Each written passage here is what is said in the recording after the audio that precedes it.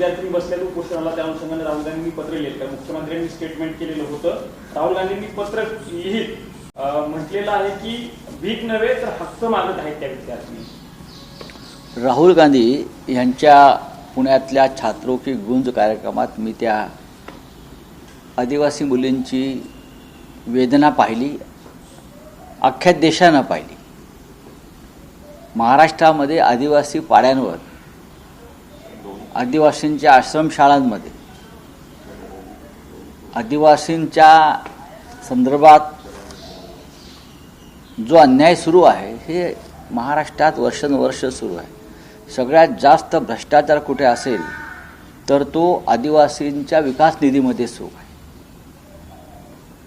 मैलोनमैल पायपीट करून मुलांना शाळेत जावं लागतं आहे. आश्रमशाळांमध्ये बघितलं असेल सर्पदंशाने मुली मरत आहेत.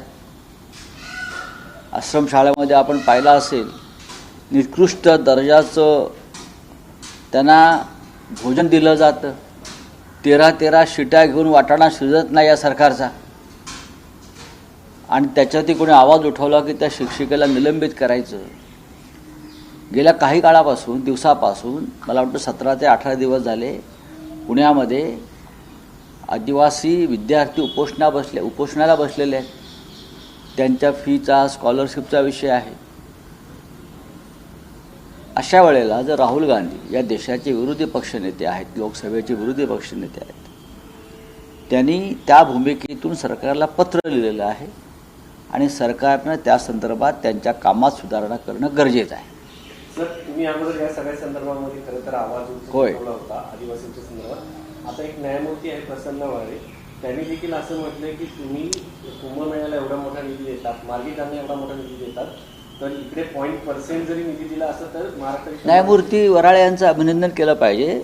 महाराष्ट्रातूनच ते पुढे गेलेले आहेत सुप्रीम कोर्टापर्यंत, आणि महाराष्ट्रातल्या परिस्थितीची जाणीव त्यांना आहे असं मला दिसतं आहे.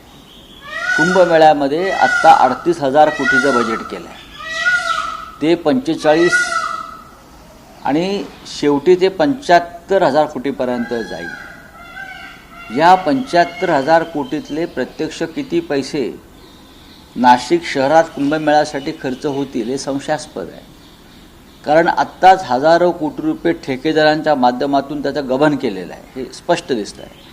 नाशिकचे खड्डे असतील, नाशिकचा विकास असेल, नाशिकचे रस्ते असतील, इतर अनेक गोष्टी आहेत, कॉन्ट्रॅक्ट्स आहेत. ही सगळे मंत्री आणि भाजपचे आमदार आणि त्यांचे ठेकेदार आपापसात वाटून घेताना दिसत आहेत. एका प्रकरणात मंत्र्यांच्या जावयानेच एका दिवसात 27 कोटी रुपयाचं कमिशन घेतलं आहे. हे मी आतापर्यंत 3 ते 4 वेळा सांगितलं आहे.